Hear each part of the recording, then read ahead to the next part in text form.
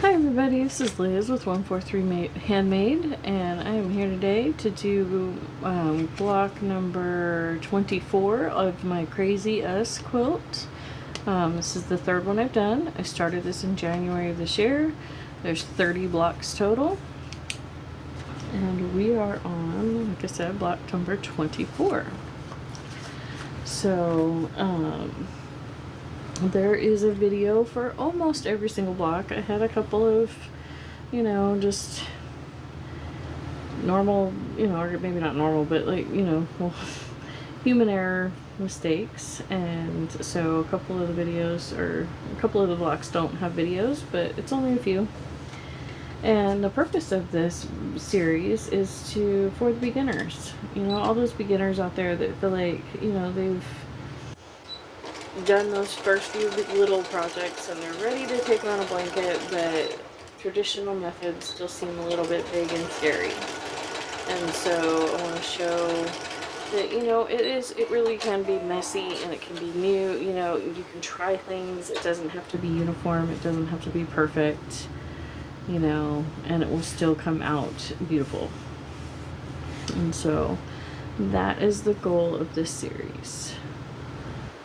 And so, see, I have this piece that has this black writing on it, but I think right here, oh no, that black writing will be in it. Okay. So, let's see. Just reaching around in my scraps, trying to find something big enough. Let's see. Does this have a straight enough, long enough edge? Yes, it does. So, you really can just do this with just your scraps. If you just simply are that new and do not have scraps,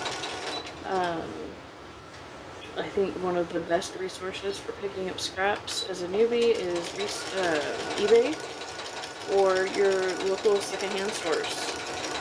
They won't likely have a bunch of just, quilting cotton set aside in your local thrift shop. Again, I don't think that caught good enough, so I'm going to go ahead and do another seam just in from that, because this crushed velvet does, it moves a little bit. So sometimes you got to do a double seam on it.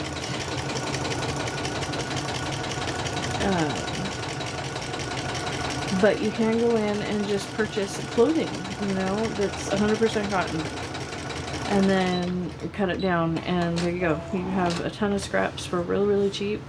My local Salvation Army has, on Thursdays, they pick a color of tag, and everything that's that color is 25 cents. So you can go in there and, you can get a lot for, 25 cents a piece. Now, usually, at least at mine, what you're getting for that 25 cents, it's stuff that's, it's stained, it's this, it's that, it's, it's not great stuff. But when you're just going to cut it up anyways, and that's what you're looking at the bulk of it. You're not looking for, the shirt. You're looking for, pretty fabric.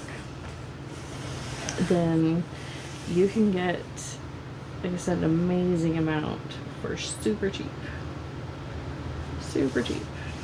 Like I said, at least at mine. Different ones are different, but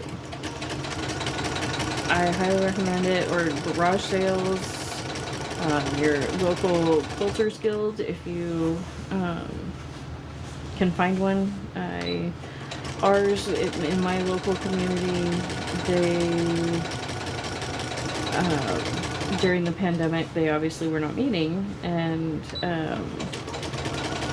as far as I know, they have not reinstated those meetings yet. They've switched to basically a virtual format, and I don't know. I haven't really kept up on it. I'm not a member. I'm not social enough to want to be a member of the Quilt Guild. But I do know that my mother went several times before she passed away, and she said that they had a scrap bin where literally you brought in your scraps and you dumped them in the bin, and you were free to take other scraps. You know, it was a scrap exchange kind of a thing. And so definitely check that out, or just look on eBay, or not eBay, on like Facebook. If you're on Facebook, there's the marketplace where you can get cheap stuff, you know. And for that matter, if you just, you know, put it out there to your friends, you know, hey, if you've got, you know, an old cotton bed sheet that you don't want anymore, you know, because it's the other part of it is messed up, you know, and you just have the one piece left. I would like that. You'd be surprised at how quickly you can amass a stash. Once people know you want linens, you will get linens. And so,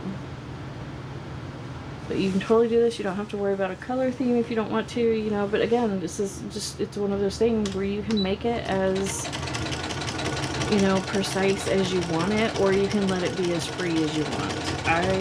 I've kind of, with this particular one, I picked from my scraps. I pulled out like a kind of a certain colorway, but it wasn't really about picking out a colorway per se. It was about not including certain colors. Like the only red you will find in any of this is the red of these watermelons.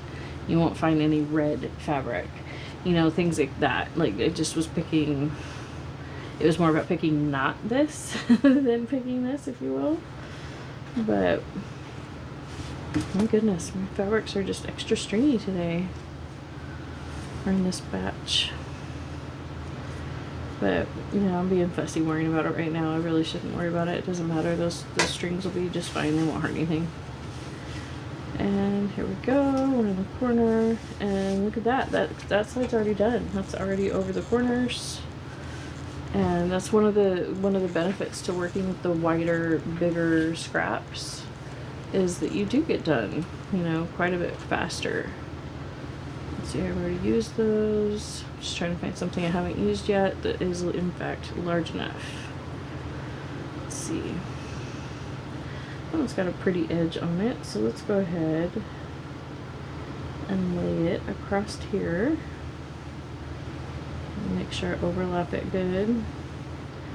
Because with that felt, it's pretty easy to feel, you know, and I've got like a 1/2 inch overlap. And I'm just gonna put this one on top and do a raw edge applique on this one. Just cause I want to. That's it. Because I really like this edge, this binding on this particular piece of fabric. The color goes all the way to the edge, and it gives you this nice soft. Hang on, that didn't. Something's not right. It shifted over quite a bit. Like there's an inch of felt under there now. Oh well, it's laid down good. I'm gonna go ahead and go with it. I thought about picking those out, but no, I'm gonna go ahead and just go with it. Go back to where I was overlapping those stitches by about 1 inch. And I'm just gonna go ahead and come on down. Here we go. Because it did in fact lay flat. I thought it folded, but no, it didn't. It was this piece that folded, but that's okay because it was not sewn. Just taking the bulk of that off, throwing it back in the pile, and you see this is totally, you know, cockeyed. It doesn't even matter. See, look, flip that over, and now it looks straight.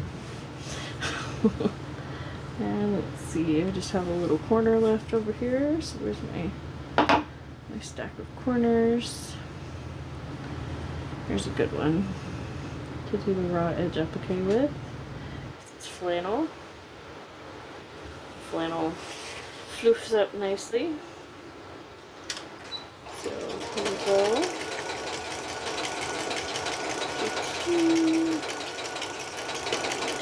Zipping right along. This is our 3rd corner. It's now covered. And now we just need one more piece to cover this corner. And let's see, do I have another corner piece? Okay. Corner pieces kind of got mixed in, it looks like. I had a whole stack when I got started this evening. That's okay. Let me grab one of these guys, maybe. I don't really like the idea of putting a seam that close to the edge. So here we go. Oh, drop some fabric. Pick it up in a second.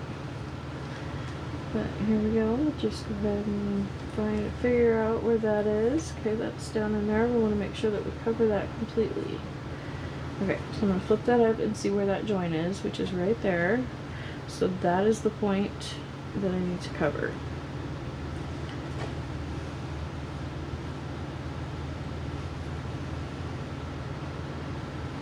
I have this side is wonky, so I went with the straight edge. Now I'm just double checking my placement. And I'm really hoping that'll be far enough over. You know, this will be a wide enough piece. But we'll just go with it and see. So you can totally do this. You don't have to have straight seams. You don't have to have a perfect 1/4 inch seam allowance. None of that matters. See, my seam is not even, it's, you know, it's not perfectly straight. None of that matters. It'll be fine in the end. There's just a little bit that's still not covered. So I'm trying to pick through and find some of my smaller pieces. Might not be able to see me moving stuff around over here. Here's a little piece.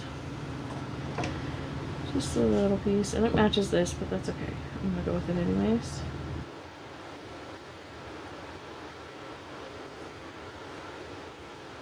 There's that edge. There's that edge. So yeah, that'll be just fine. And I'm going to go ahead and sew this piece on raw edge applique style, which just means that it's laid down flat, and I'm sewing around the edge. I should have come from the other direction, so that way I don't have to tuck this under there. Too late now. Just gotta hold everything in into place. There we go. My press foot and sew down this edge. There we go. But as you can see, that's just sewing around this outside edge, and it's all wonky, and that's totally fine with me. It folded a little weird. I'm totally fine with all of that. Be as precise with this as you want. Be as loose with it as you want. It is your blanket. You know, it's your experiment. Thank you so much for hanging out with me today. I'm doing my stay stitch around the outside edge here with my basting stitch on my sewing machine, but if you don't have a basting stitch, just use your regular straight stitch. Just open it up as wide as it'll go, and that will work great. Or use a decorative edge. You can do whatever you want here as far as the stay stitch goes. You can do it by hand. I am just way too slow at hand stitching to attempt to do anything this large with the hand stitching. So I have eBay. I have an eBay store and an Etsy store. I have junk journals for sale right now. I have a 400 subscriber giveaway. No, I don't know if I should mention that because that was in July of 2023, and I'm not sure when this is going to air, so please disregard that if it's not July of 2023. Thank you so much for hanging out with me and coming along with me on my crafty journey. And I can't wait to hang out with you again. And here is our block number 24 complete. Look at how pretty. And I will come back and I will trim this up in another video where I trim up this whole row. Thank you so much.